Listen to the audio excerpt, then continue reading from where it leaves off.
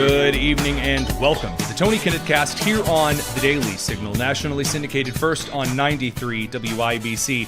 Let's get right to the news because there are a couple of details that are emerging. Two of the suspects, or the two suspects, I should say, in the Islamic Center of San Diego shooting have been killed. We understand that at this time there is at least one other dead. There was also a children's center, a learning center, a school at this particular location on Ekstrom Avenue in San Diego as well. All of the children have been accounted for. All of the children are safe. There was a horrible scene to begin with as the initial coverage started. I'm not sure that we can show this to you at least immediately because the initial helicopter footage showed a man on the ground sprawled out and in a pool of blood. And so the helicopter actually had to try to pan away before it zoomed out from one of California's affiliates, I believe their ABC 7 affiliate. So as far as the situation began to unfold, there was a lot of speculation. So for example, a former New York Police Department investigator over on Fox News, Morrow, suggested that it could be related to that the Islamic Center was of the Sunni denomination. Could have a similar situation right here. I'm trying to get some information about it. According to what I see here, it is a Sunni mosque location. Why do I bring that up? Because Iran is a Shia nation. And some of the stuff that we've seen lately relative to Iran, like, for instance, Hezbollah-linked attacks that were planned to go off here in America, that has a Shia footprint. And if you do counter, I did 15, 16 years of counterterrorism, you think in those terms. What do I have here? Where should I be looking? What connections should I be looking for? Who's identified? So some of the atmospherics here. But of course, the most important thing right now, control the situation and make sure nobody gets hurt. So when it comes to kind of a mid situation, a developing situation analysis, you have to be extremely careful. It's a horrifying thing to be whenever something like this is going on.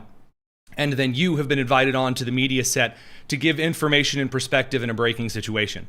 This was done appropriately, even though it does not in this instance appear to be the case based on the suspects, which is why he clarified it and qualified it at the end to say, hey, this may not be true. This is just what comes to mind as someone formerly working in counterterrorism.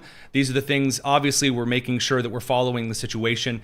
And as to the cops responding to the scene, there is one security guard who martyred, and may I say, putting himself in the face of the two teenagers who shot up the place. A man called by the name Brother Amin Abdullah was the security guard who was martyred at the Islamic Center of San Diego. He gave his life to protect the lives of countless students and congregants. Nothing at all but respect for the security guard who threw himself into the line of fire. It is notable to say that on May the 5th, the very last Facebook post that he put out, he said, quote, "What is success? To many people, success is financial stability, good reputation, beauty, etc. As for me, Wallahi thumma walihi. It is returning back to Allah, our creator, with the same pure soul he loaned me at birth, having the mala'icha of Allah saying, don't fear me and don't grieve," or excuse me, quote, "don't fear and don't grieve, but receive the glad tidings of Jannah, which you were promised by the most forgiving and most merciful."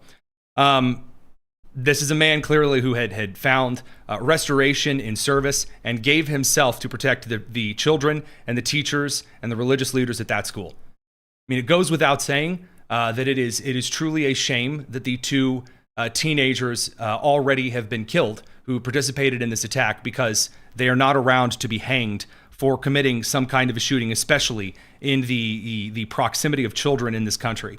So that brings us over to the two statements that we have for you. So first is the press statement from the San Diego police. That's clip 4. There is no further threat. Both suspects in this case are deceased. All of the kids are safe. Our hearts go out to the families that are in this moment being notified of what has happened to their loved ones. We have 3 confirmed adults that are deceased at the Islamic Center. So regarding this, again, we're keeping an eye on it. There's one other key statement to share really quickly here before we bring you the latest update on the matter. We believe we have some information on the motive of the shooters. So first of all, from the Islamic Center of San Diego director Taha Hussein. By the way, it is known on the show I am horrible when it comes to a lot of name pronunciation. I deeply apologize. That it's something that you can only do so much. But anyway, here's his statement on the shooting today. Good afternoon. My name is Taha Hassan. I'm the Imam and Director of the Islamic Center of San Diego. I know it's time of sorrow, time of sadness. We have never experienced a tragedy like this before.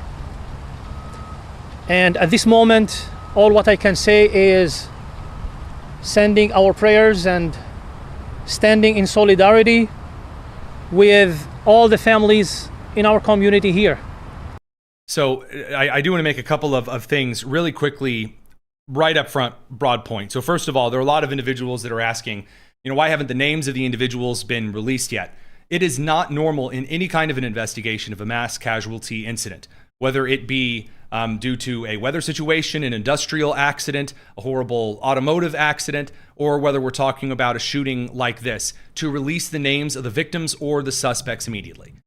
That is not something that is a part of any police investigation anywhere in the country. That is something that has become popularized kind of on the online culture over the last 5 or 6 years to say, well, I haven't heard any names yet.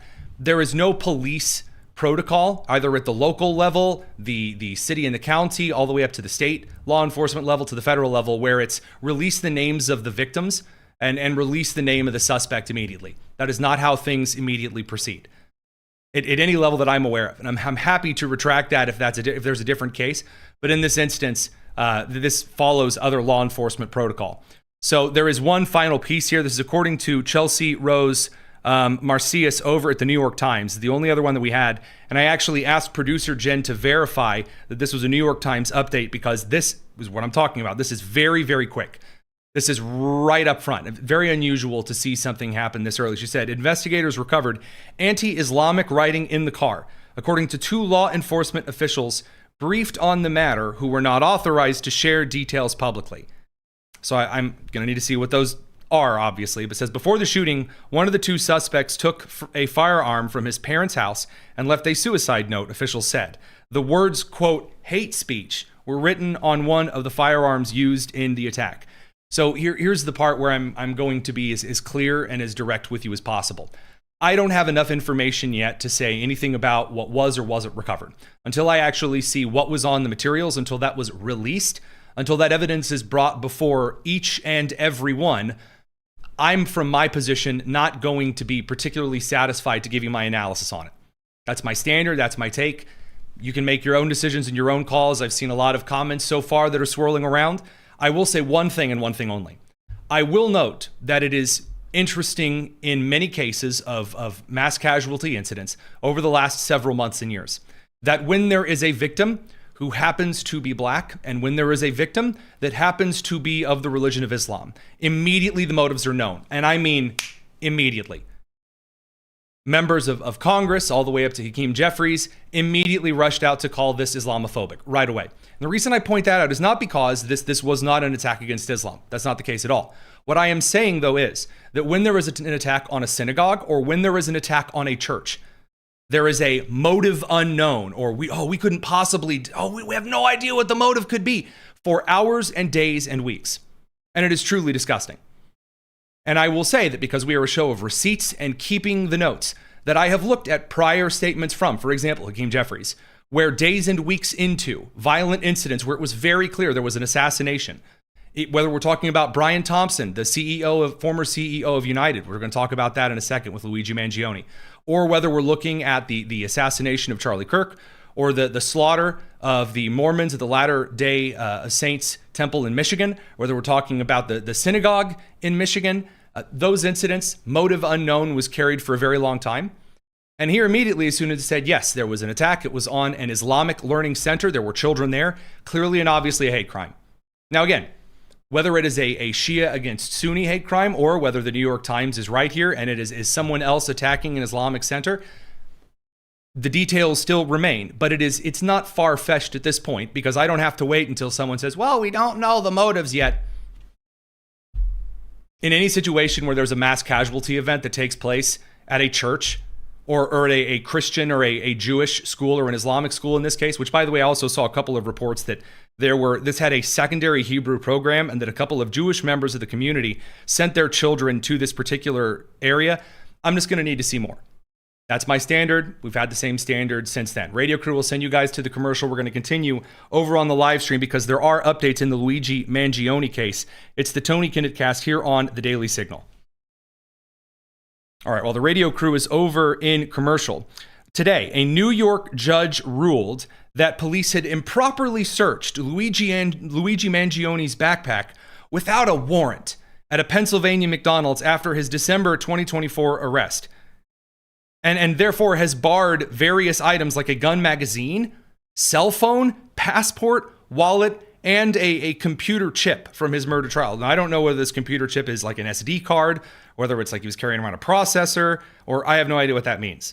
But anywho, it says, however, a later inventory search at the station uncovered a 3D printed pistol matching the weapon used to kill United Healthcare CEO Brian Thompson, plus a silencer, or in this case, more of a compensator, a USB drive, and a notebook criticizing the health insurance industry, all admissible.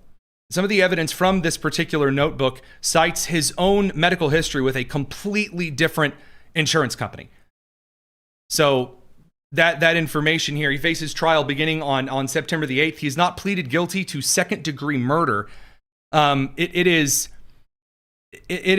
really strange to say that, well, the police didn't have the rights to search a warrant. If you're under suspicion for, again, a situation in which you are considered to be the prime suspect in a shooting, and the cops come up to search your person, yeah, I think that your backpack should probably have a little something to do with that. I think that searching your backpack makes a lot of sense. Didn't have a warrant. What are you talking about? Who knows if he booby-trapped it? Who knows if he left something in there that is in the process of destroying it? If he threw something into some kind of a container that was getting rid of fingerprints? We have no way of knowing if you make it some magical 48, 72-hour warrant-o-rama process. And so, again, ridiculous how hard there are individuals trying to keep Luigi Manion out of prison after, again, a very open and clear assassination just because the United Healthcare CEO is a capitalist, I suppose, and disgusting situation. By the way, not just in that line, but also when it comes to a member of Zohran Mamdani's press office, Ashley Rojas, wearing her city press badge, just out in front of the media saying, well, I mean, I stand by what he said. I'm glad he's effing dead, were her words. And then the lady next to her said, oh, it's better for his own children that their father is dead. I said what I said. I don't give a fuck. His children are better off without him. They need to learn to not be like their dad and enjoy the blood money, kids. My good sweet Lord. I mean, the filth on display. It doesn't exactly hide. What was that? I didn't get that, what you said. I'm standing on business. Fuck Brian Thompson. I don't give a flying fuck he died. Millions of Americans. I liked it. Millions of Americans suffer every single day from the lack of negligence when it comes to United Healthcare. We had a literal infant named Josiah who, because of how negligent her health insurance was, she died. An infant died. Okay, so here we have, again, an entire process that is built around suggesting that there are some people who, because of their actions, others need to die. So again, as a reminder, regarding Luigi Manion, Brian Thompson was not even the CEO of his own insurance company. He wasn't. Had nothing to do at all with Luigi's care. But the idea that you're going to say, well, this one guy over here deserves to die for all of the others, that is how you get a series of shootings in this country, where you suggest that at some point and at some time, going around and committing murder in various places, as long as it fits a certain particular point of view, is truly the point of chaos that once you begin, it's very difficult to pull back from. It is a truly evil, it's a truly evil idea right at the forefront, right up at the top, to suggest that Brian Thompson, his children would be better off because they saw some creep-crazed Marxist shoot him in New York And then the crazy lady next to her saying that she hopes his children enjoy the blood money. I mean, truly, truly disgusting stuff. But again, this is the race, the idea that anything that is possibly related to the United States is bad, and that anything that is possibly related to tearing that down is good, has become the primary motivator, the primary driver for some of the most egregious acts in our society today, period. So right now, the information that we have, again, both of the shooters in the San Diego shooting, both teenagers, dead. They killed 3 adults total at the Islamic Center of San Diego before dying from, according to according to Reuters, self-inflicted gunshot wounds. They were aged 17 and 19. So they also injured multiple people. Again, all of the children are accounted for. All of the children are safe. And the FBI is assisting local law enforcement at the present time. Sorry, radio crew, I'm realizing I didn't invite you back into the show. We're going to pivot over to some of the international side of news here. There's a lot to cover, and I mean plenty and plenty. So the president of the United States this morning announced that it appeared that Iran was about to find out. So the statement from the president of the United States, he said, "If Iran surrenders, admits their navy is gone and resting at the bottom of the sea, and their air force is no longer with us, and if their entire military walks out of Tehran, weapons dropped and hands held high, each shouting, 'I surrender, I surrender,' while waving the representative white flag, and if their entire remaining leadership signs all necessary documents of surrender," it sounds like this is actually kind of going somewhere in particular here, "and admit their defeat is to the great power and the force of the magnificent USA, then," the implied then there, comma, "the failing New York Times, the China Street Journal, Wall Street Journal, corrupt and now irrelevant CNN, and other members of the fake news media will headline that Iran has had a masterful and brilliant victory over the United States of America." Okay, so a rather interesting thing to sign off on this morning, and it is followed up this afternoon by a statement by the president that is a bit on the different side. So it appeared that the United States was getting ready to do a little something, and then posted this afternoon, he said, "I've been asked by the Emir of Qatar, the Crown Prince of Saudi Arabia, and the President of the United Arab Emirates to hold off on our planned military attack of the Islamic Republic of Iran, which was scheduled for tomorrow. And that serious negotiations are now taking place, and that, in their opinion, as great leaders and allies, a deal will be made which will be very acceptable to the USA as well as all countries in the Middle East and beyond. The deal will include, importantly, in all caps, no nuclear weapons for Iran.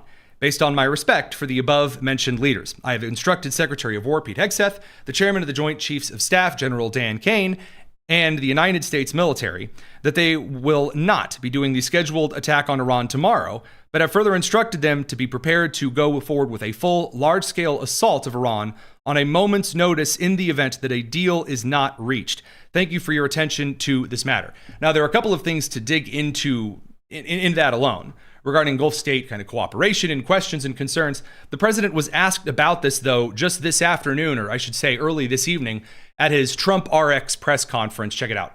Speak a little bit about your post on Truth Social on Iran, and what was the decision that why you didn't attack Iran? Well, other countries have come to me and they've said we were getting ready to do a very major attack tomorrow. I've put it off for a little while, hopefully maybe forever, but possibly for a little while, because we've had very big discussions with Iran, and we'll see what they amount to. I was asked by Saudi Arabia, Qatar, UAE, and some others if we could put it off for 2 or 3 days, a short period of time, because they think that they are getting very close to making a deal. And if we can do that where there's no nuclear weapon going into the hands of Iran, I think, and if they're satisfied, we will be probably satisfied also.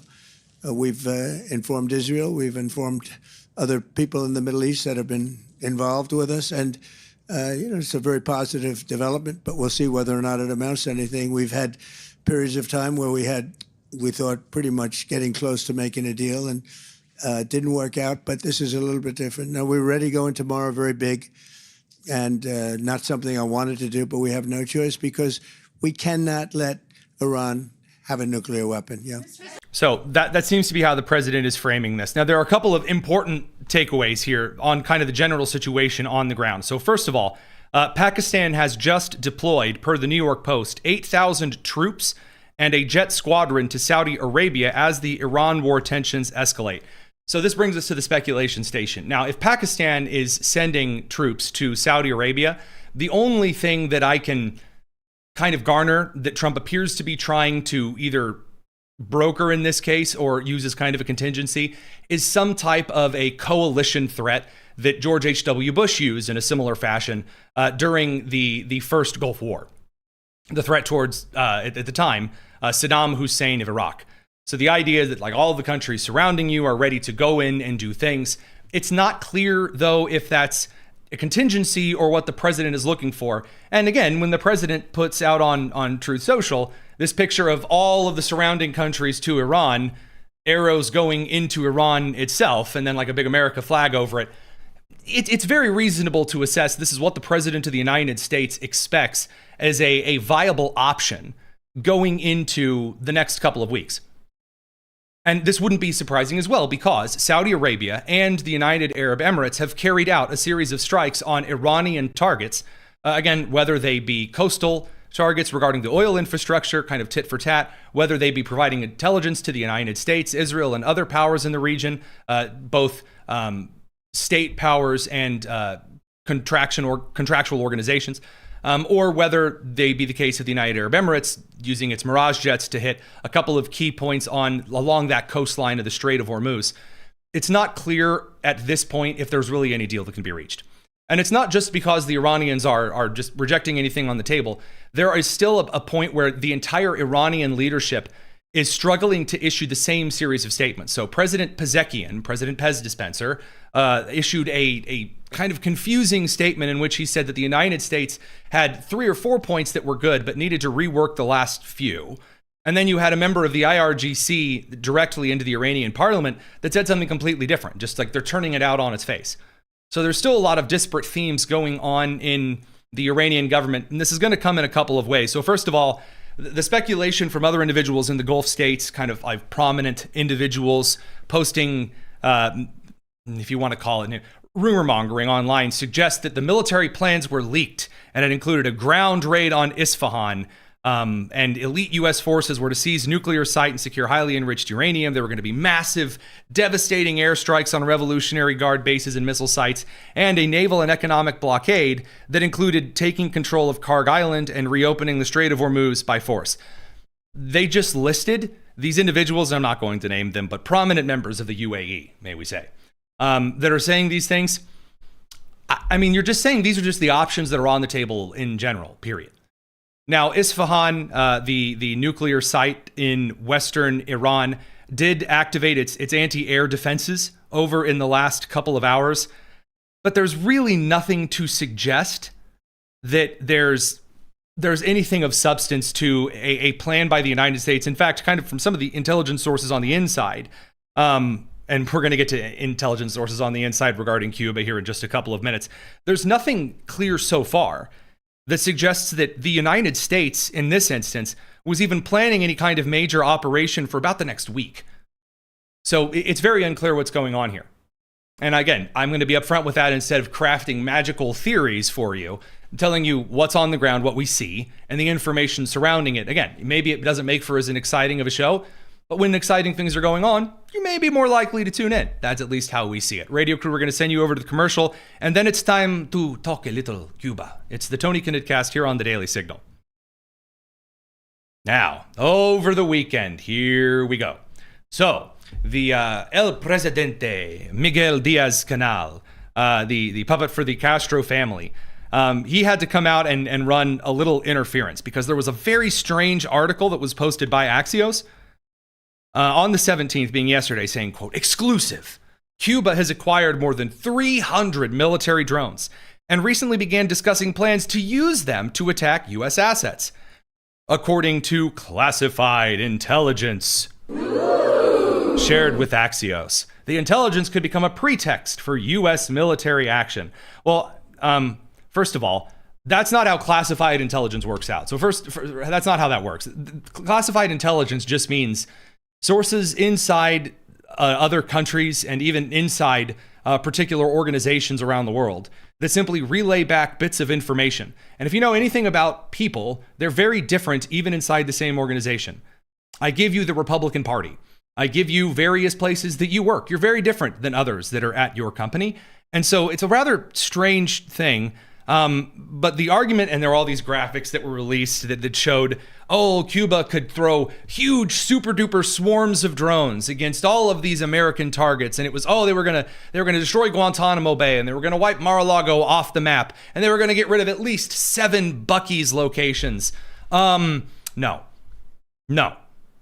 Even in Cuba's wildest, stupidest dreams, absolutely not. And here's why. First of all, there are things that are operating inside the Gulf of America and on the American coastline that you have not even remotely come close to seeing. Now, I'm not going to say a whole lot more because I'm going to try not to get myself in trouble. But if you think that the United States has not been prepared for drone-style attacks, at least from major shipping ports, since 2020, 2021, all right, so that aside, Cuban President Miguel Diaz-Canel got a little freaked out. Why? Because Miguel Diaz-Canel follows a lot of United States congressmen who are immigrants from Cuba. Because it's kind of a bellwether on what a lot of Cuban Americans are thinking. And so as soon as a lot of Cuban representatives in the United States Congress, or those that are associated with them, basically said things like, hey, what if we put the Cuban President Diaz-Canel's head on a spike? Which, I can see why there might be Cuban refugees and immigrants that did feel that particular way. Absolutely. I mean, absolutely not a particularly wonderful regime in that way. But he said that the U.S. mini military action from the United States against Cuba would lead to a bloodbath with incalculable consequences for regional peace and stability. So, first of all, I've heard this before. You've heard this before. Oh, we are so strong, the Cuban government. Oh, we're so strong. It's incredible. It's amazing. No. So then he also came out and stated, quote, Cuba does not represent a threat. You can't have it both ways. So it's really funny. I mean, there's not a whole lot here that I'm seeing that suggest major, incredible action. And there's like a drop site news, there's a counterpoint left-wing show. That's constantly trying to suggest everything is bad and you're all going to die by the time you finish watching the episode. And they've suggested that Trump needs to conquer Cuba to save himself from Iran embarrassment. Honey, sweetie baby, no. No. Guys, it's May. All right, relax. Now, moving past that, there's one final thing on the classified information I wanted to share with you. So the New York Times, speaking of, has filed a second lawsuit against the Department of War, arguing that an interim press policy mandating that if you're inside the Pentagon, then you need to be escorted at all times. You can't just wander around the Pentagon and take pictures and write articles. Because, the Pentagon, there's kind of like secret stuff there. And so the New York Times is suing them, saying it's unconstitutional. No, it's not. That's one of the most ridiculous things anyone has ever heard, ever. We're going to bring the radio crew back from commercial, and then we're going to get into some very wild California, New York stuff. It's the Tony Kinnett Cast. Don't go anywhere.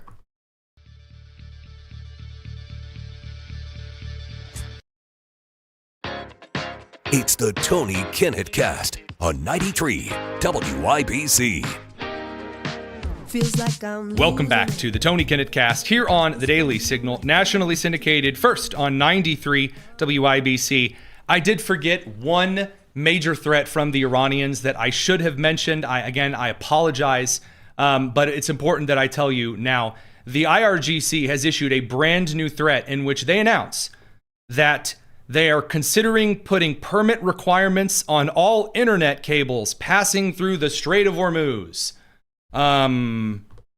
Nope. Okay. All right. Great. I thought you wouldn't find that particularly exciting. They apparently did. I mean, these new AI maps that are being generated and shoved all over social media. I do have that one here for you, so you can be amazed and impressed and just wowed. Look at it. See, look at all the little fiber optics-y super cables. See, they're gonna tax them.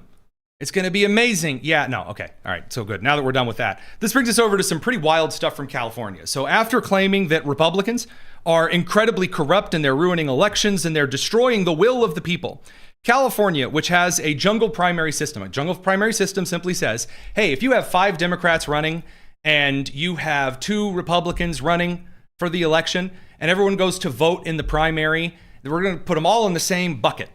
And then the top 2 vote getters, because no one would vote Republican, so it's probably going to be 2 Democrats.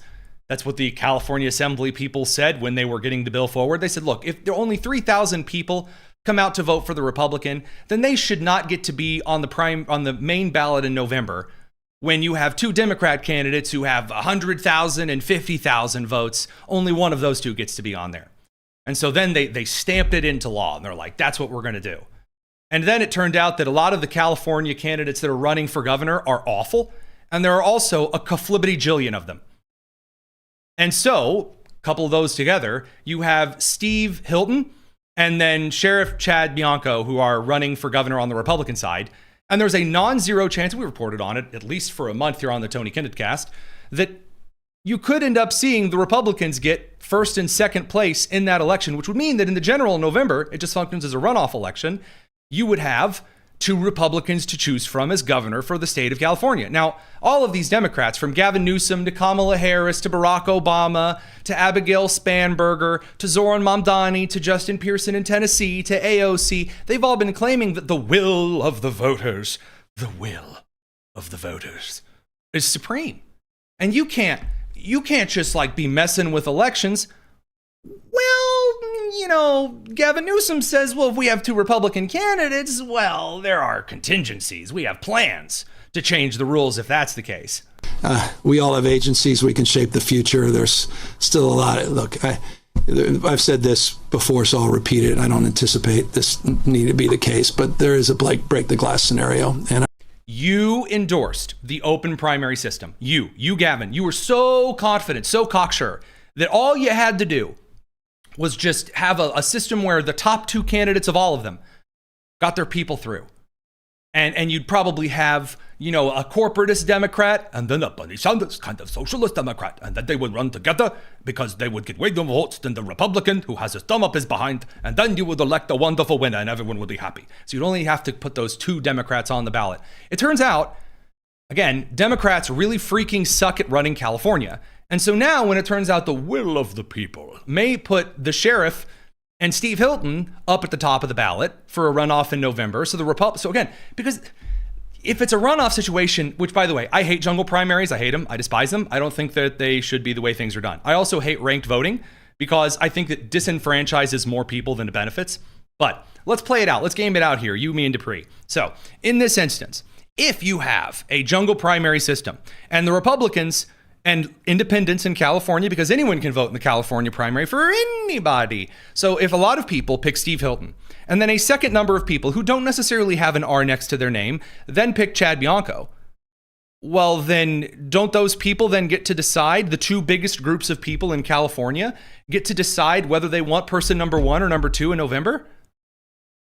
But he immediately, again, for all of the rhetoric from this man that Trump was going to use the National Guard to end the midterms and end the election, from this man specifically said, Trump's rhetoric was dangerous. He has announced that if the very rules set by California's Democrat Assembly, its own Democrat supermajority state government, if California can't keep the Republicans from being spot number 1 and 2 on the ballot again because they ran 14 different people, 5 of whom are just a euphemism for gonorrhea. I mean, like the California candidates for governor are awful.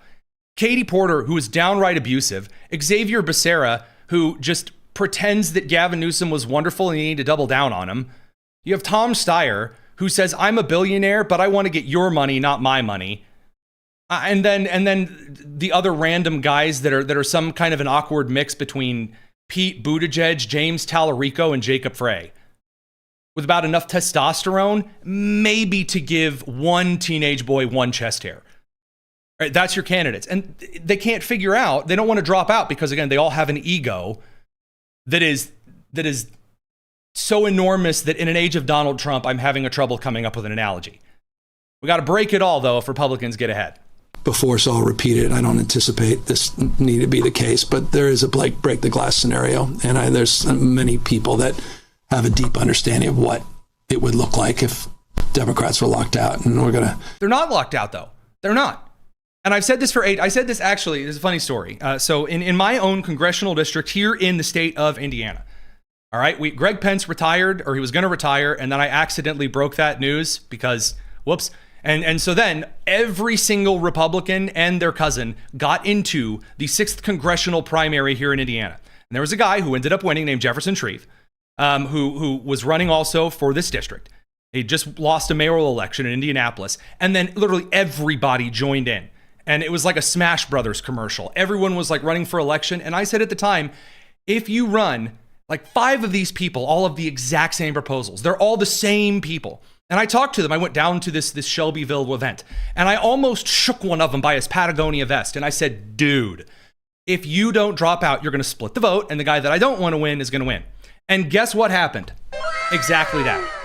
Democrats and Republicans, guys, it is, believe it or not, if you are dumb enough to run 556 people for a primary and split the vote, King Solomon style, I don't know what to tell. I don't know if there's any help for you. But rigging the election and like shoving additional people on the ballot is not necessarily the way that I would do it. But voter fraud, again, that's just the California way. The California woman who was federally charged with paying individuals, including the homeless, on Los Angeles Skid Row to register to vote, has now pled guilty and is going to be sentenced to prison for, again, given that it's California, a good 15 minutes. Again, this is something that I was told and that you were told never happened. Also, speaking of Gavin Newsom's wonderful success in California, the Cars for Kids nonprofit, which violated the state's false advertising and unfair competition laws, is now required to stop broadcasting anywhere, especially its catchy jingle, according to NBC News. Because, yeah, you can't... All of these flagrantly fraudulent nonprofits that just so happen to be headquartered in California and Minnesota and New York. Oh, there's a big surprise. I mean, it's quite shocking. Now that brings us over to some New York City news. So first of all, a little bit of excitement here, good stuff. The National Fraud Enforcement Division of the Department of Justice announced today a New York man was sentenced to prison for conspiring to launder nearly $1.5 million in, you guessed it, illicit healthcare fraud proceeds. Hey, through multiple domestic and global banks on behalf of a transnational criminal organization. I bet you can't guess his first and last name. According to court documents, Elnar Zabelov. You know, Elnar Zabelov. I bring you good deal and lots of healthcare fraud. It's fantastic. He was a fixer and a money launderer for a foreign-based organization that spearheaded the largest healthcare fraud case ever prosecuted by the DOJ uncovered by Operation Gold Rush. Gee, for something that never happens and is so super duper rare, it sure seems to be happening quite a bit. Again, I kick you back to Friday's episode where the little Maine reporter asked Vice President J.D. Vance, why spend so much time on this? It's so rare. It like never happens. And then as soon as any law enforcement or Nick Shirley with a camcorder shows up, it's like, wow, I mean, it's out in every nook and cranny. Amazing. The wire fraud money is just like working overtime. And for that matter, I am arguing that all Western Union transactions need to be placed under federal oversight until further notice. That's just for fun. That's just for me. Radio Crew will send you guys over to the commercial break. Try not to commit healthcare fraud while you're gone. We're going to continue on the live stream where I'm going to teach them all how to commit healthcare fraud. I mean, go into more news. It's the Tony Kinnett cast. Okay, a little more on Mamdani's administration. So this also came out over the weekend, and I'm excited because Gavin Newsom, he says we're going to rig the elections if we don't like it. So he's rushing to make California Cuba, that's a move. All right, and then you've got New York. And you've got Zohran Mamdani, who also wants to make New York Cuba. So latest announcement, you know those city-run grocery stores that have never, ever worked once in all of human history? State-run grocery stores? They've never worked. Well, hey, Zohran Mamdani is excited to announce that the very first, double the cost of a Publix grocery store that he's also, because it's a state store, he's allowing it to pay zero taxes and follow zero regulations. Wow. Amazing how that's always the thing that is going to make a state grocery store succeed. Anyway, the first location is being opened. Amazing. The Polka Center from hell. Here you go. With only one full-service supermarket within a quarter mile, thousands of New Yorkers have... Again, never the question of why is there only one supermarket open in a quarter mile? Why? Not, hey, go talk to the supermarket guy. How come you haven't franchised, my dude? How come this bodega, there's not more dega? You know, like no one's ever asking that question, which is, I gave you half my paycheck, you freaking skis. No. The answer is, we take the same money from the private entities and then state-run grocery store. Only limited options. We are here together today to change that and to chart a new course. Last month, we announced that we would fulfill a campaign promise, that we would lower prices by creating a network of city-owned grocery stores, one in each borough. In these stores, prices will be cheaper. Workers will be paid fairly and treated with dignity. Going to the grocery store will no longer cause that same anxiety for so many New Yorkers. Why? Why would it cause them not as much anxiety? They tried these particular programs. For example, in St. Louis, they had like a system in St. Louis where the state, where again, the city government in St. Louis would provide a certain amount of money to give kind of the expired goods from the grocery store. And you showed up with a bag and it closed within 2 months because it didn't work. Now on April 13th, we announced the first site, La Marqueta en el Barrio. And in doing so, honoring the legacy of Fiorella LaGuardia, who opened a site close to 100 years prior with the same mission of delivering cheaper goods to New Yorkers. But was it a city-run grocery store? Today, my friends, I am so proud to announce that the Bronx location will be here at the Peninsula. Yay! Oh, it's going to be so great and amazing. Wow, I'm so excited. Now, Jean Smith from the comments, she asked a great question. I don't understand how city-run stores can be cheaper. So there is a way in theory that they can be run cheaper. So Mamdani's already addressed this. He said that they're not going to make that grocery store follow some of the same regulations everyone else has to follow.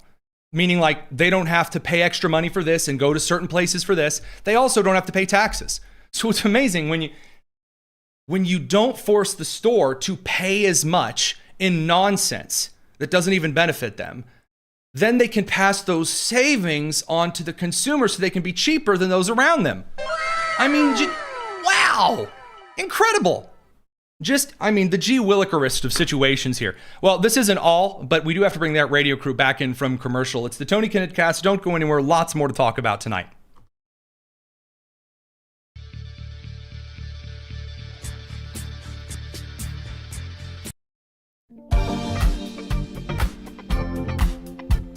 It's the Tony Kinnett Cast on 93 WIBC. So while Mamdani is opening up his special, exciting, super duper state-run grocery store supreme, he also decided that even though, again, no state-run grocery store has ever succeeded, and they don't succeed for a number of reasons, instead of just saying, if you're Aldi, you don't have to pay taxes or follow regulations of the city. We want more, again, Aldi's got a pretty great produce section. They do. I know, because when I went inside this evening, my wife shoved a bunch of way too sweet blueberries into my face, and they were remarkably good. Aldi's got some good produce, okay? And so, you throw a couple of Aldi's, say, look, you're Aldi's, you want to open in New York City, you can go right here, and the city is not going to make you pay any taxes at all, because we recognize it as a fundamental good to the city, because you're going to provide cheap groceries at outside city prices inside New York. There's abandoned places you can build. Here you go, Aldi, there you go. You would be roasted alive by the Democrat Socialists of New York. But if the state opens up a really garbage version that has, again, never worked at all in history, that's the maneuver. And he recognizes that there's a lot of the country and the Americans who believe that this is really stupid. So he decides to get out his old warmth of collectivism argument. Remember earlier on in his campaign, on his inauguration speech, he said, we're going to replace the rugged frigidity of individualism with the warmth of collectivism. And then 17 to 20 homeless people died of exposure because of his policies. But anyway, he's gonna go after Reagan again. The ghost of Ronald Reagan is haunting Zohran Mamdani, and it's really funny. And standing here this morning, I cannot help but think of the words of our 40th president, Ronald Reagan. He famously said, "The 9 most terrifying words in the English language are I'm from the government and I'm here to help." It's a good quote, but I disagree. I think 9 more terrifying words are actually, I worked all day and can't feed my family. You know, so what we did is we taxed your employer just all the way to the eternal depths of hell. Huh?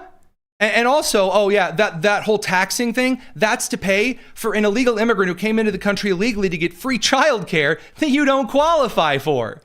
Isn't it great? I mean, wow. Thanks, Mamdani. We are going to use the power of government to lower prices and make it easier for New Yorkers to put food on the table. When government understands its purpose as serving the very working people that it has left behind time and again, it can make a difference in the most pressing struggles facing our city today. Oh, such excitement. And again, this coming from the same guy who just a couple of months ago announced, oh, by the way, we're out of money. New York City faces a budget crisis of a historic magnitude. We inherited a deficit larger than any since the Great Recession. Years of mismanagement and chronic under-budgeting, alongside a structural imbalance between what New York City sends to the state and what we receive in return, have taken a toll. Also, all of the projects that I announced that are going to cost oodles, canoodles, and toaster strudels of gold doubloons. We cannot close this deficit with savings alone. We need new revenue. Did you catch that? We can't just, we can't just, stop spending so much money. What we need to do is increase everybody's taxes. And so then, again, because he was in a complete panic, he then came out and announced, after Kathy Hochul granted him an $8 billion bailout from the state. $8 billion bailout from the state of New York. He then also deferred pension payments, just said, no, we're not doing that for a while. Therefore, basically saying everyone else is going to pay for it. The man essentially did a little Ibotta. He did a little of no, it's not Ibotta, a little Klarna. I'm going to pay for part of my burrito now and part of it later. And then he announced that that because he got an $8 billion bailout and because he had decided to just pay pensions later, which, by the way, that's always real popular with New Yorkers, that he has solved the budget. He's balanced the budget, ladies and gentlemen. New York, it's executive budget season, and I'm proud to announce that our city's budget is fully balanced. This budget isn't just about numbers on a page. It determines if our libraries get funded, if a street is safe to cross, if snow is actually shoveled after a storm. I'm sorry, since when has budget funding been like, oh man, hold on, should I cross the street, mama?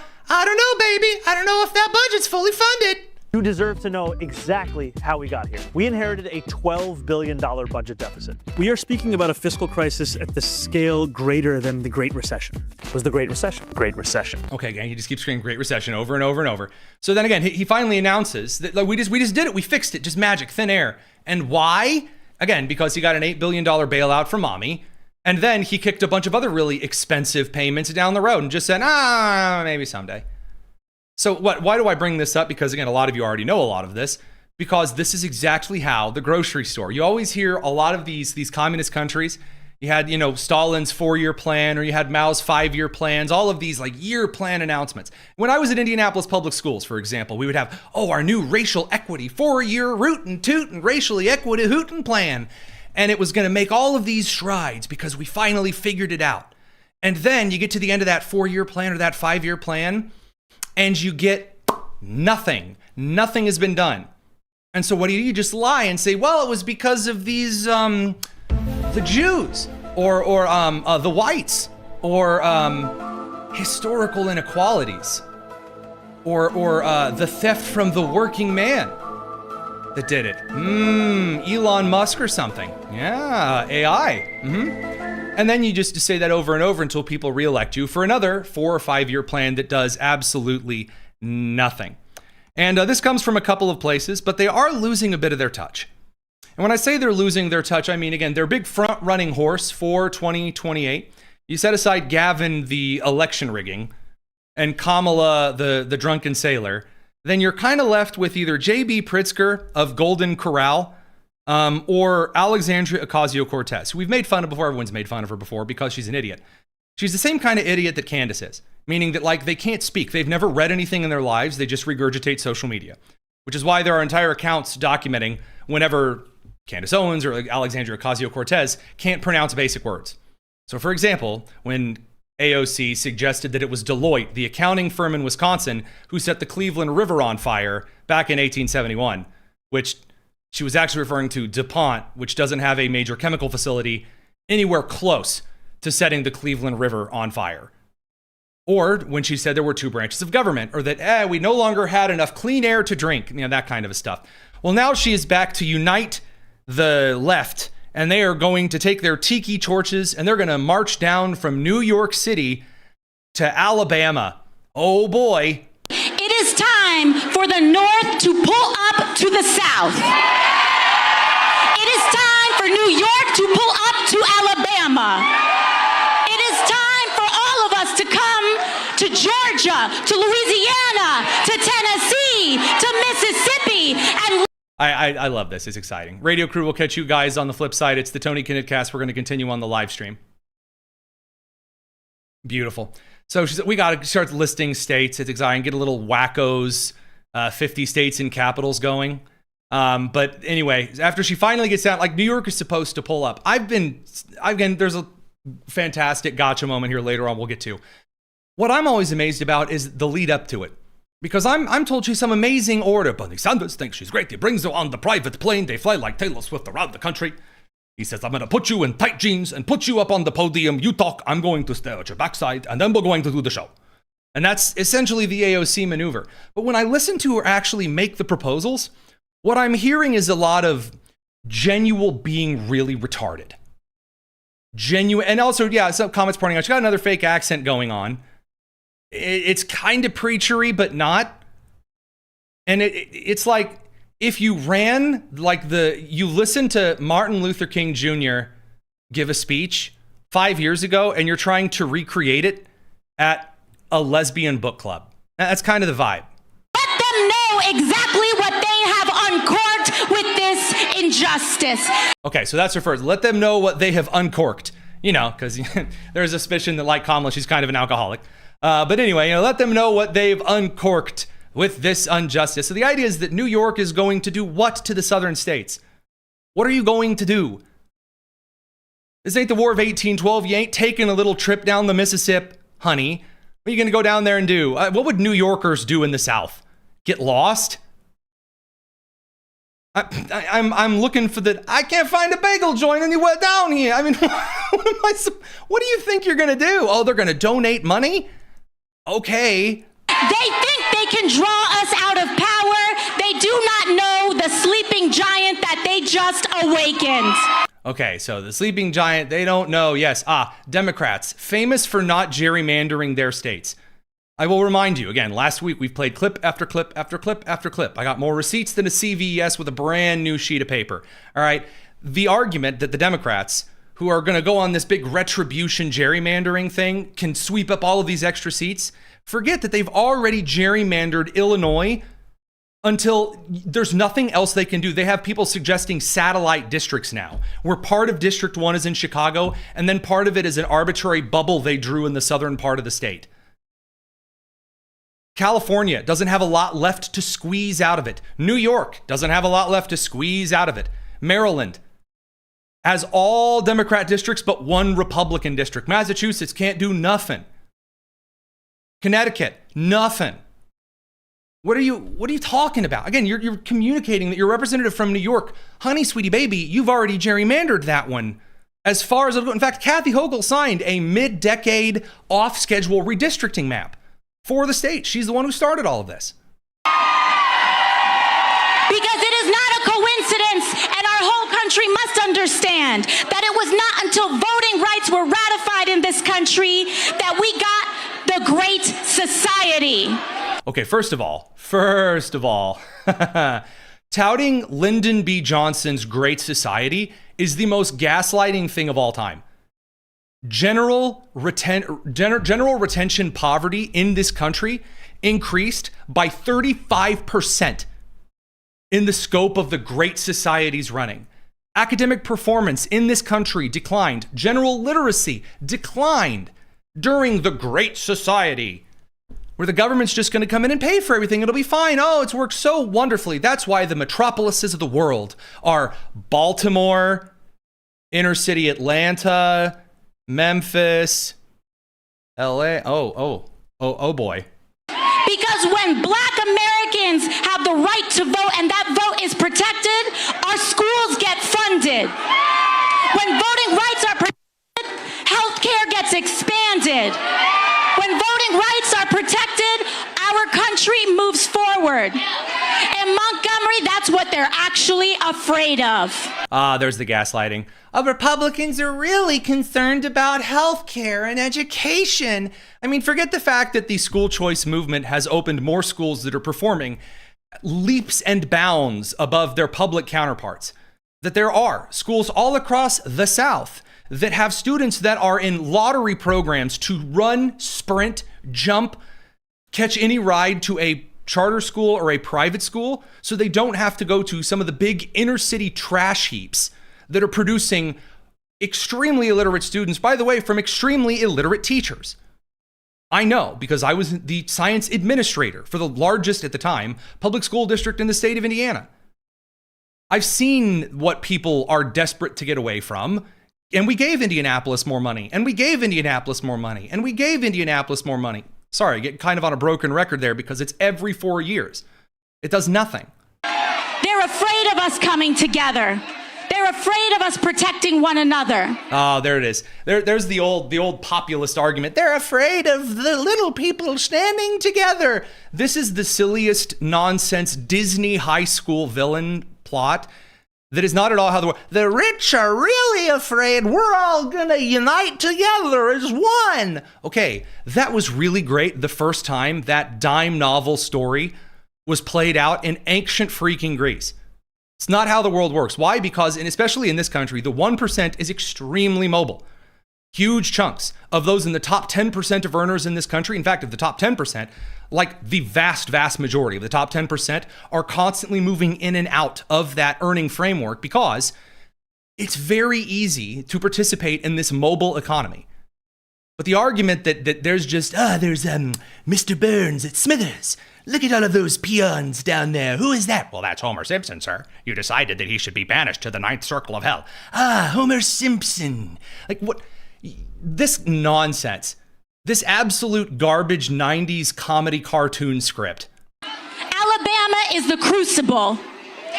The crucible.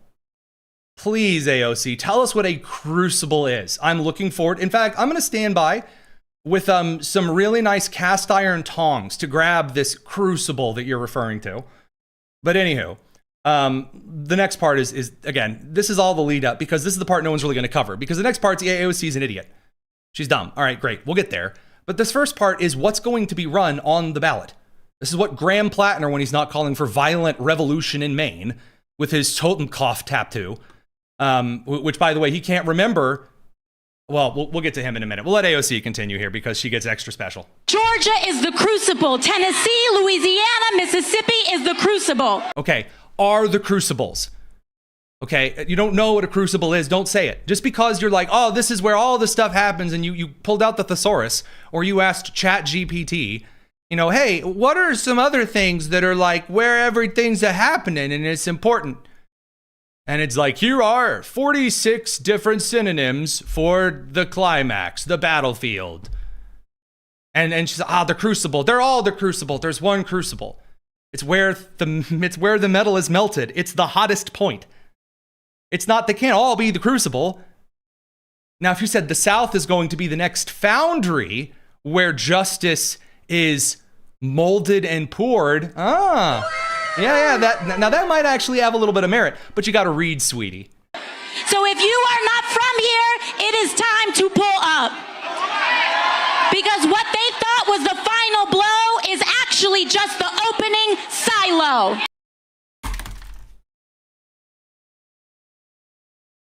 The opening silo. The opening silo. Good times. Good time. Yeah.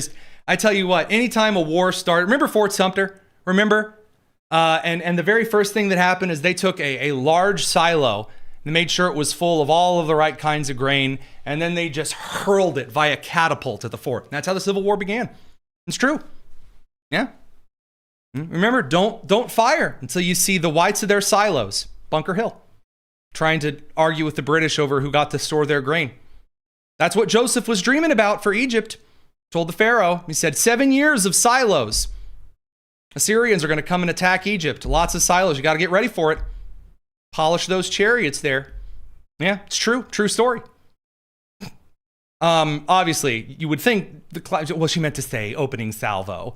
Okay, well, you can only do this so many times before we just have to ask why you're retarded. Are you just that dumb, or are you pretending? I mean, at some point, you really have to ask. Look, people have a lot of verbal flubs. I have quite a few of my own. But at least I know the word of which I am trying to say. I mean, one person pointed out maybe opening saliva, opening salutations. Maybe open San Francisco. Maybe she's, jamming out to a little train. I don't know why. But anyway, so AOC, very exciting, very, very cool. Now, I do want to actually get over to a couple of things that are a little bit more newsworthy because right now in the primary game, things are getting a little interesting. And then there's also some of this Trump RX stuff that has some pretty huge implications for the economy. And I'd say a pretty big victory for the Trump administration itself. Kind of on the list of this generic stuff. Before we do that, I want to kick it over to Elizabeth Mitchell. She is our White House correspondent because, again, not only is May Foster Care Month, but the Trump administration has just launched a huge initiative to change how a lot of this, at least how we view foster care children and those who are missing in the eyes of the justice system, and requiring different law agencies to coordinate. Check it out.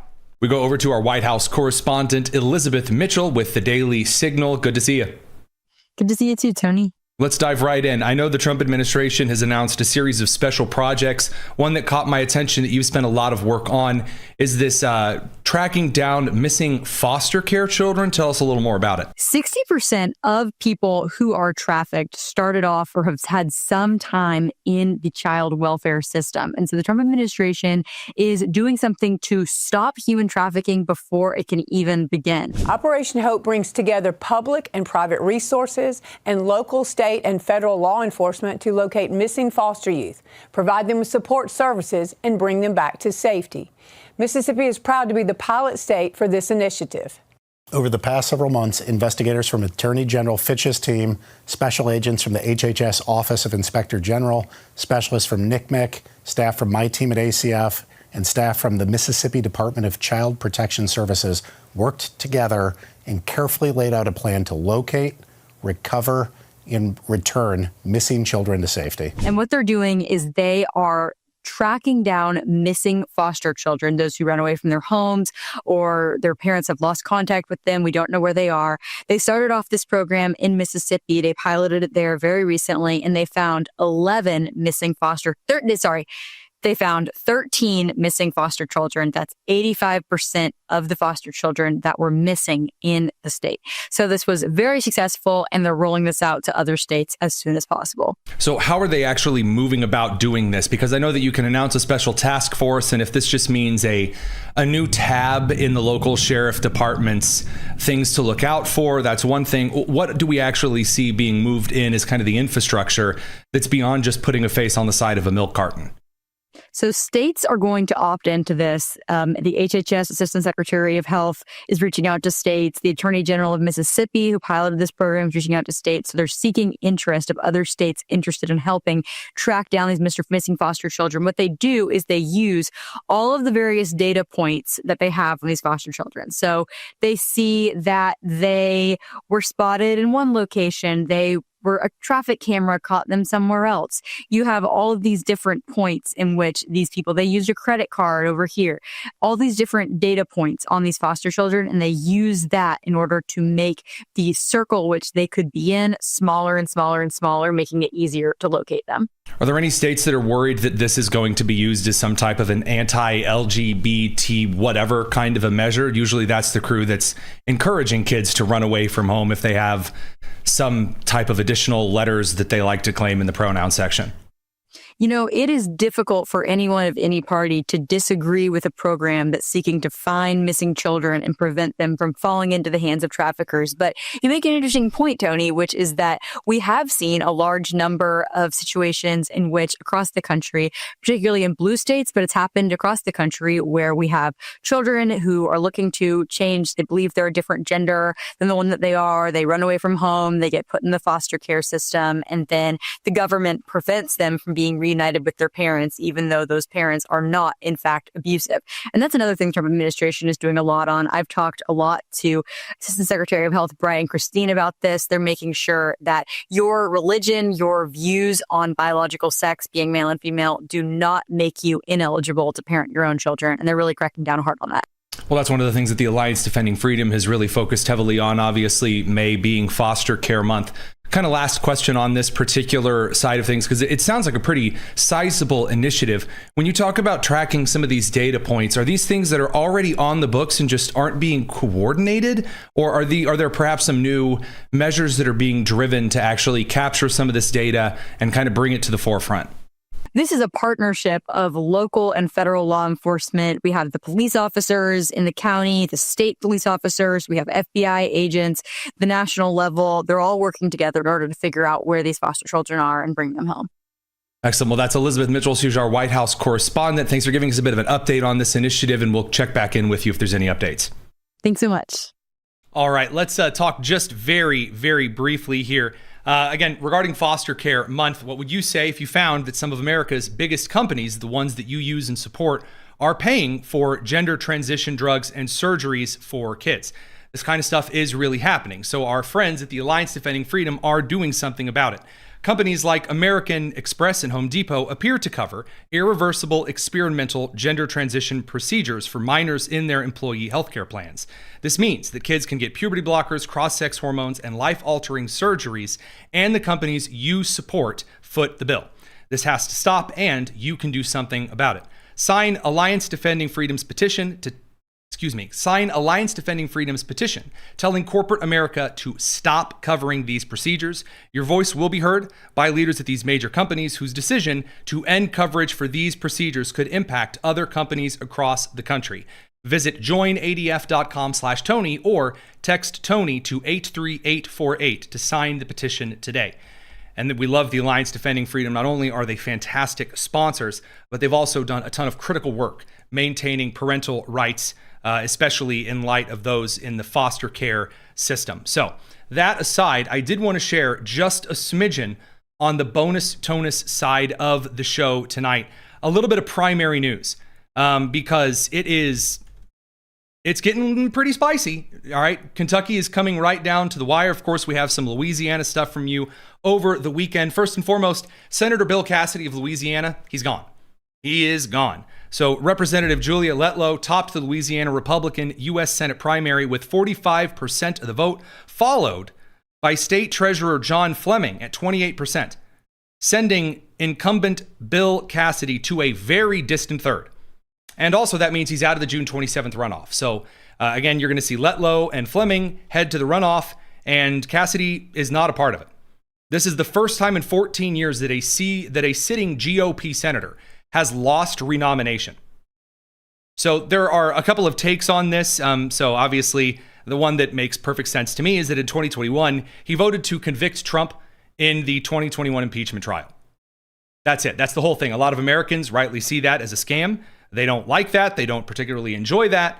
And this clip, rightly so, haunted him since he made this decision. The Constitution in our country is more important than any one person. I voted to convict President Trump because he is guilty. Yeah, I mean, he later kind of came and tried to downplay that a little bit here. Yeah, that's not really going to endear you to the president. It's definitely not going to endear you to voters in Louisiana. Now, he did one thing that I find rather embarrassing from anyone who loses an election. I think the best thing to do when you lose an election, no matter what, no matter when, you call your opponent, you say, hey, good job, congratulations. And then you get out there, and if it's a primary, you say, I plan to endorse whatever.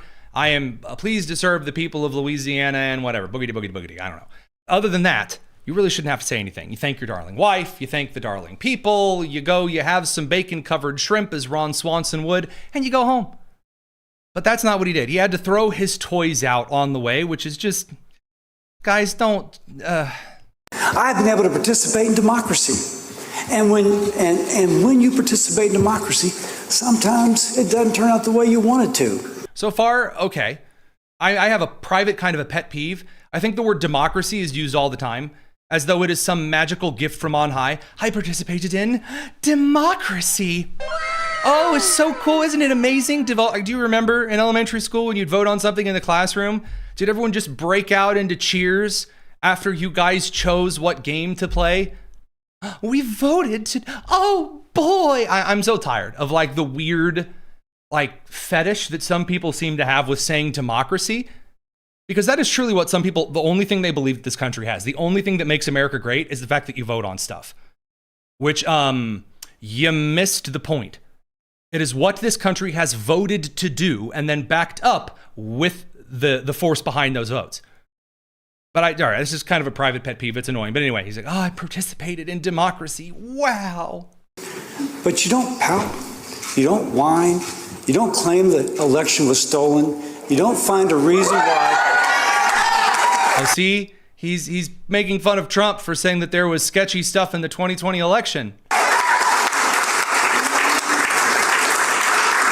You don't manufacture some excuse. You thank the voters for the privilege of representing the state or the country for as long as you've had that privilege. And that's what I'm doing right now. No, you're being weirdly passive aggressive. Again, I don't, if you want to go out later after this is all over and then say, I'm glad that I was able to do this, whatever. I think it's a really crappy way to sell a book, but whatever. Get yourself some MS Now hits there, buddy. Okay. But like in your concession speech, it's a weird time because you still kind of have to work with the Senate until you're out of office. I don't know. For me, I think it's a little goofy. Now, speaking of things that are goofy and never ever happened, Maryland Republicans are demanding a federal audit of voter rolls after a vendor error sent out 400,000 primary voters the wrong mail-in ballot for the party. For how many times I am told that this system is amazing and there's never any problems ever. There sure seems to be a lot of problems. Now, by the way, the real answer to this would be, like the actual answer to move forward as a country would say, guys, there are problems. And when there are problems, you need to report them to us so we do a thorough investigation. We're as transparent as possible. And we say, yeah, you know what, there absolutely could be a problem.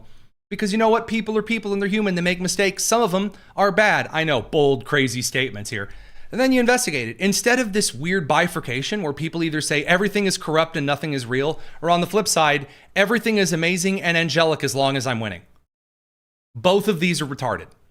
And you can't rebuild any kind of a system that way. So anyway, that's on the Maryland side of things. This brings us at last to Kentucky. So Ed Galrain is like, the polls at this point are I think a little bit messed up either way, but he is slightly ahead of Thomas Massie. So back on a May 11th poll, it had Ed Galrain at 48%, Thomas Massie down at 43%, 7.6%, we're not sure. It's a plus 10 shift in Ed Galrain's direction since April. And there are a couple of things that I wanted to point out here before we get to the big primary hullabaloo. So first of all, there is a lot of money that is flowing into this race. A lot of money that is flowing into it. So our Pedro Gonzalez over at the Daily Signal reported on a ton of money that is going in to the primary race in Kentucky's 4th congressional against Massie. There is also a ton of money coming in for Thomas Massie from outside of the state, or outside of the Commonwealth, I should say.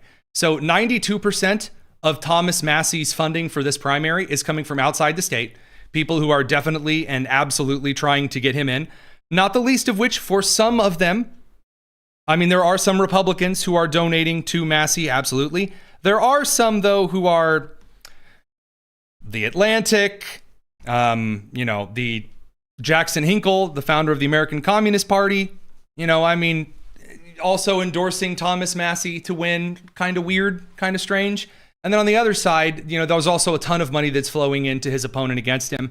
I'm seeing every conspiracy theory, on earth.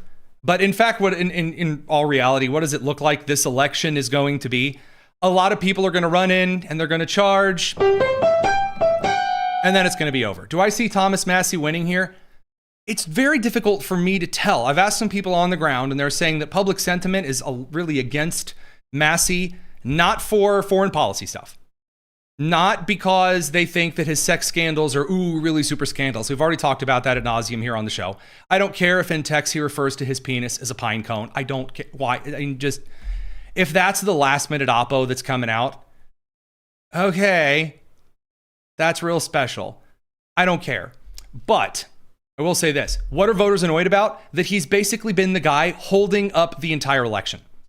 That's what people are pretty annoyed with. That's it. That truly is what voters are deeply annoyed with. So, for example, he pointed out that in the big, beautiful bill, he wasn't going to vote for it because deportations were a part of the border funding. That's why he wasn't going to vote for the big border, the big, beautiful, whatever, super duper, never have to vote for another bill again kind of bill, right? Garbage, just being an obstructionist, just to be annoying. We had those kids in school. Do you not remember? Like the weird kids that always just went against the grain because that gave them attention. That's not what voters are looking for. That's not it, Chief. So do I expect Massie to, pull away with a huge primary leap forward? I don't think so, but I'm not going to issue any predictions yet because a lot of these polls, when you get close to especially primary or localized polls from a national level, so for example, when Politico, Reuters, and Ipsos, and Harvard, and Morning Consult, and all of those all focus national attention on a state, you get polls that are weighted incorrectly because, again, shocker, Morning Consult, Ipsos, Reuters knows very little about how local dynamics work. Like very, very few of them have any idea. For example, here in my own primary here in Indiana, again, I know it's a national show out of DC technically, but here in my beautiful Eastern Central Indiana, in a primary, I was subject to a group of individuals who said it would be down to a small town called Newcastle that was going to change everything in this election. And then Newcastle had one of the lowest primary turnouts ever. National groups know nothing about local politics. It's a tale as old as time. All right, it's not changing anytime soon. I'm just saying I don't think these polls are anything special. I don't. Show me the proof being in the pudding. And again, I think that Ed Galrain's pretty decent.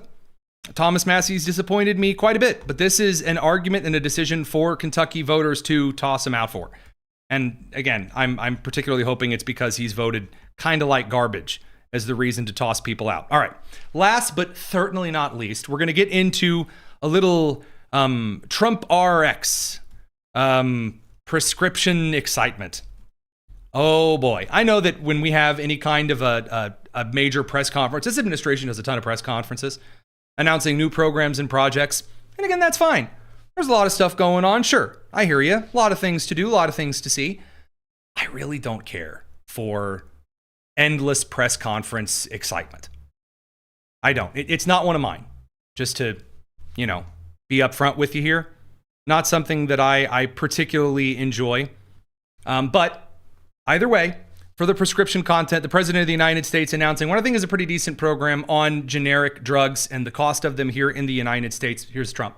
Today, I'm thrilled to announce that we're increasing the number of drugs available on Trump RX by nearly 7 times, adding over 600 affordable generics to the website, working with industry partners. Cost-effective generic drugs are often available at just a tiny fraction of the price of their brand name equivalents. And in theory, they're the same thing. Sometimes they're better with the same dosage, the same effectiveness, and the same active ingredients. Yet many consumers do not think to ask for them. They don't know about them. By incorporating this massive catalog of low-cost generics at TrumpRx.gov, consumers will now have one source to ensure that they're getting the lowest possible cost on their prescription. So they have a real option now. Today, they have something that they've never had before. They've never had anything like this or even close. Okay, why does this matter? This is a method the president is using to push back on the affordability narrative. He is, by putting a lot of effort into generic prescriptions. I think over 600 of them were added to TrumpRx.gov or whatever it is. And I'm sorry, this is not like a sponsor. This wasn't sent to us. This is just the press conference today.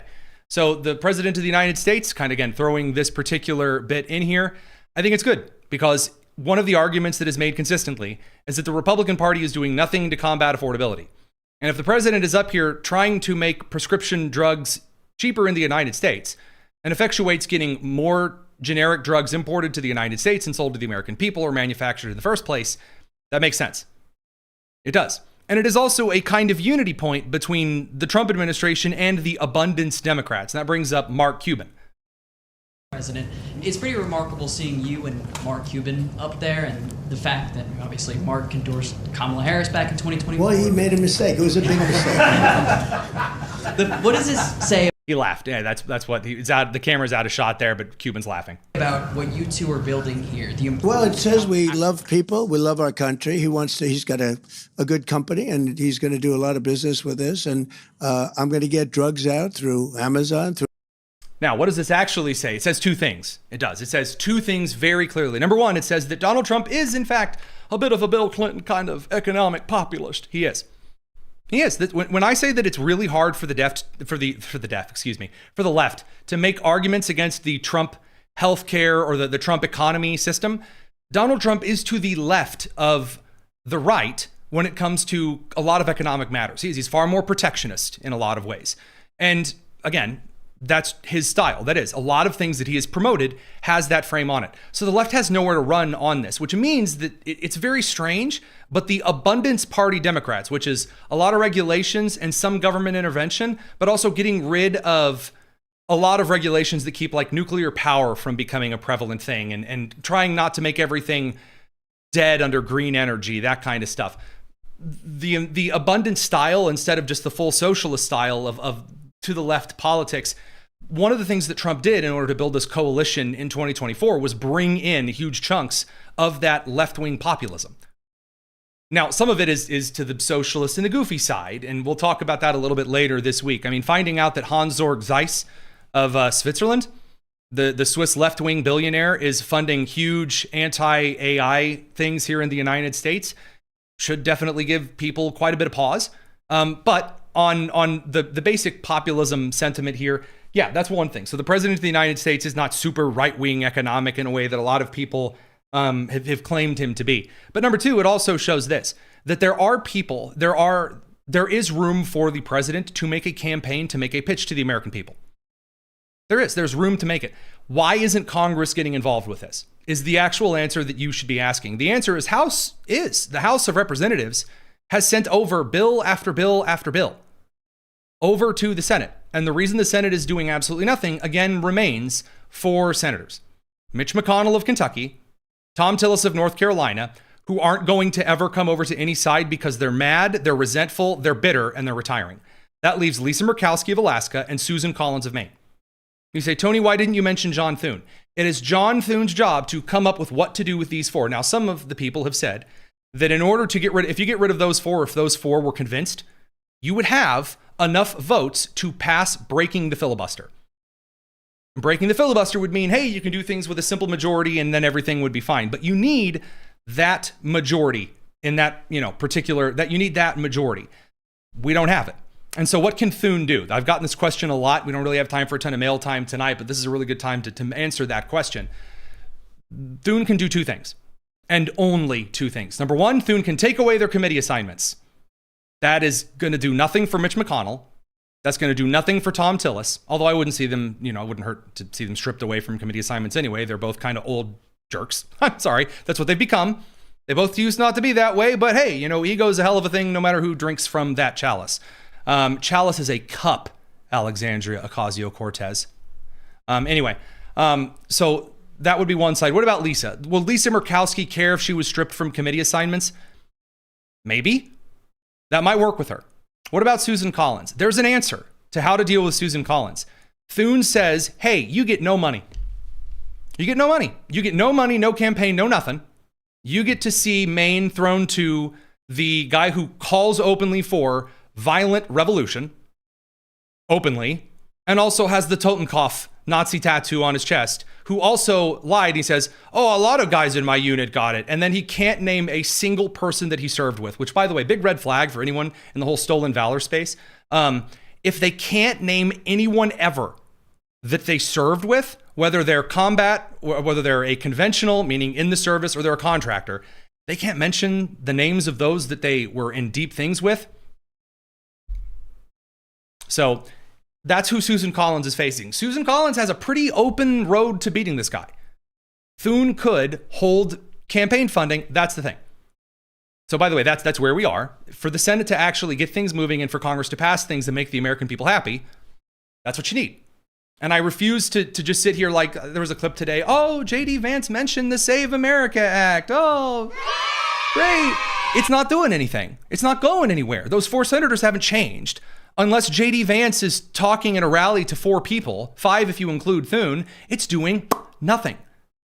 Well, it's not good in the middle of an election to tell Republican people that there are Republicans with problems. Too freaking bad. I'm not going to lie to my audience. Those 4 senators are the problem. They are a problem.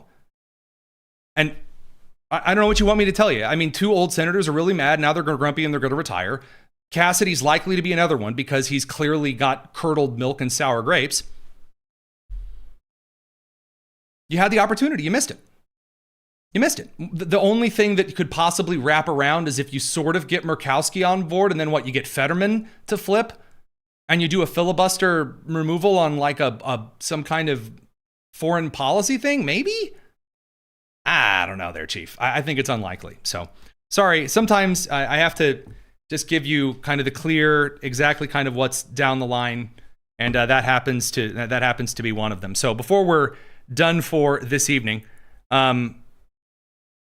very, very quickly, I thought we had a super chat. I really didn't want to leave that out before we're done for the evening.